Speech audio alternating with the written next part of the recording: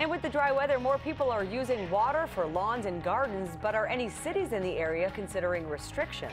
And a national study calls the Wisconsin Pension Fund a strong performer, but that doesn't mean changes are off the table. The governor heads across the border to Illinois to tout the state's pension success. Good evening, I'm Eric Franke. And I'm Sarah Carlson. First tonight at 10, the governor says pension stability is a good reason for businesses to come to the state. Political reporter Jessica Arp tells us his administration may still consider changes to the program. Well, the new report by the Pew Center for the state says Wisconsin is the only 100% funded pension system in the country, but the results are in just days before a study considering changes to the plan. Part of it's this pay-as-you-go mentality that we've had in Wisconsin for quite some time. Governor Scott Walker, speaking to the Chicago media, explains why he believes Wisconsin's pension system comes in first in the country in a Pew report, and Illinois is last. Where you have a traditional pension system, we have automatic cost of living adjustments.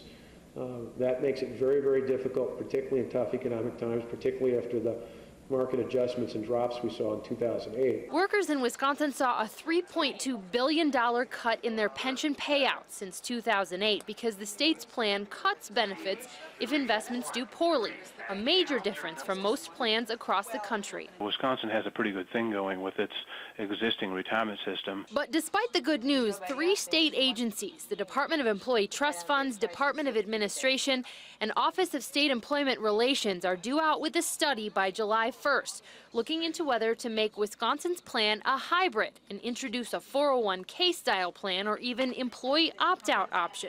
Choices the National Association of State Retirement Administrators say may not be wise. It's always helpful and interesting to look at other models and consider other policy options, but I think that if policymakers in Wisconsin were to take a step back and a broad look at the retirement benefit that's in place for employees of the state and public school teachers and local governments, they'd realize that the plan they have in place right now works pretty well. Governor Walker said today he was not planning any changes for current members of the system, and given the pension fund's strength, he would, quote, proceed with caution. But he said once again they may look at changes for new members entering the system and what could make the program stronger in the future. So Jess, any idea what the study will recommend then? Well, I spoke with the Deputy Secretary of the Department of Employee Trust Funds this evening, who declined to comment on what changes may be suggested, saying that he couldn't speak to the study until it was released, which we think could be either later this week or early next. All right, Jessica, thank you very much.